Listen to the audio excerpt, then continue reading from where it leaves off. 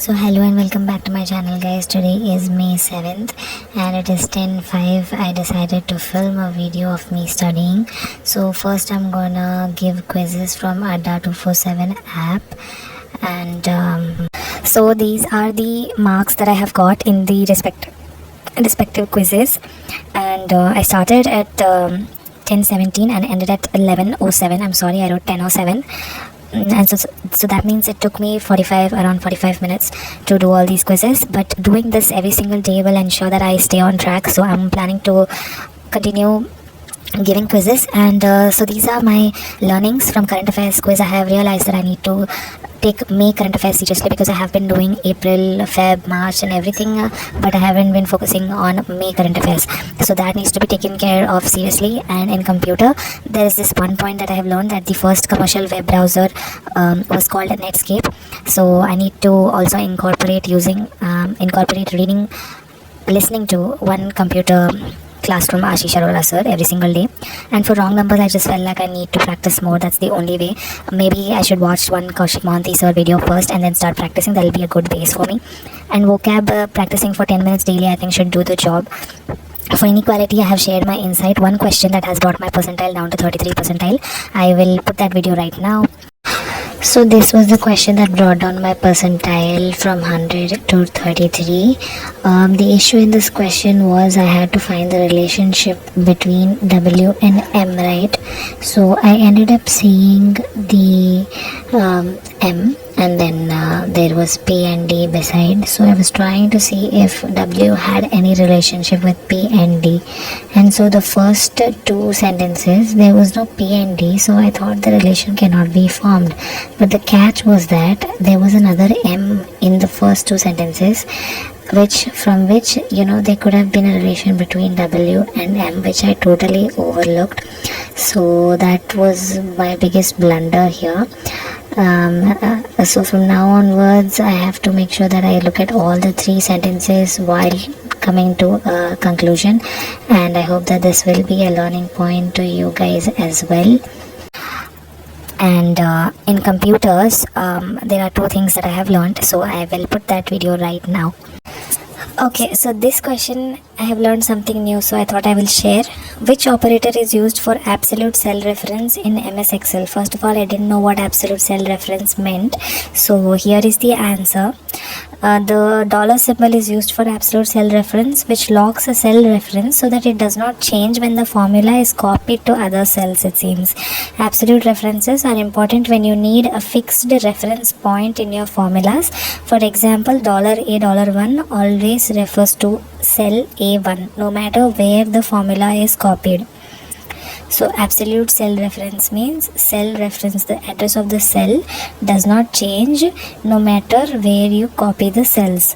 That's what I understood. I'm not gonna dig deep, but I'm gonna remember this. And another thing is, if they ever ask what is question mark used for, it's used as a wildcard character, and that's it. So this was also a good question. Which of the following is not a type of chart in MS Excel?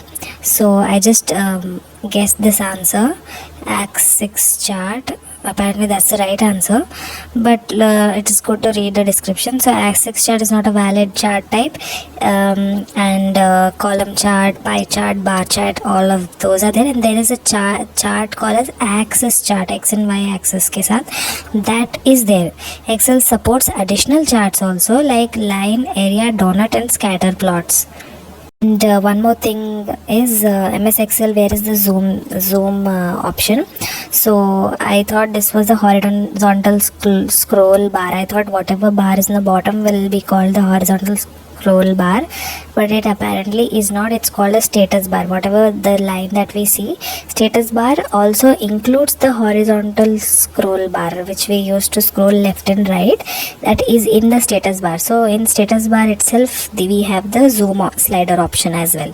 So do pause this and read it if you are new to this topic. And for miscellaneous quiz, speed math, I have realized that after prelims I stopped completely practicing speed math, but that's very much important even in mains, because they're going to ask simplifications, approximations based on previous year questions. And so for a person like me, I need to ensure that my speed math is as good as it was in prelims again. So, and for GA, for grade B, this one I'm so happy that I got 5 out of 20, and still my percentile was 90 because I was doing GA. So I just want to, it's a reminder for me to continue whatever I'm doing in GA. And for logical quiz, I got 86 percentile. Okay, it was. I could have done better. I will share the 2 questions that I did wrong, and then the other GA quiz also same. They ask questions from April and May, which I haven't covered, so I need to be basically spending a lot of time in covering current affairs for this exam. So yeah, I made a little list of what I should be doing every single day.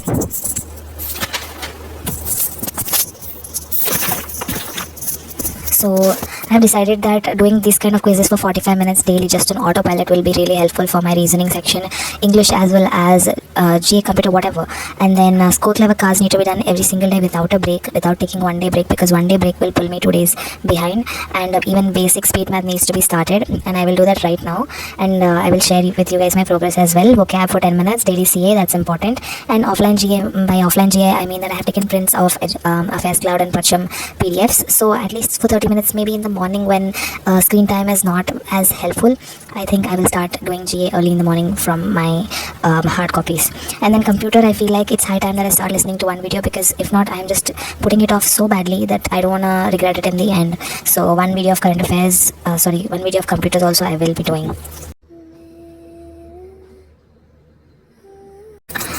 The time is currently 11:20, and I have decided that I will be doing some of the score clever cards that are pending from the month of May, and also revision around 200 cards are pending for April month. So I will be doing that, and I will update you guys how many cards I did and how much time it took. So right now it's almost 1 o'clock, and I haven't studied the score clever cards as I thought I would. I thought I'd complete the 200 cards that were pending and also revise whichever were pending for revision, but I ended up getting distracted and I did not have the energy to concentrate, which is a very bad thing. This reminds me of a quote that I read recently on Drishti IAS YouTube post that said that you have to make your distractions weaker than your goal.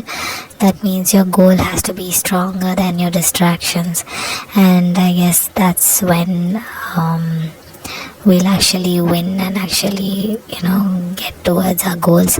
So I'm gonna stop this video here, and I'll see you guys tomorrow, hoping for a more productive day tomorrow, and happy studying. Bye.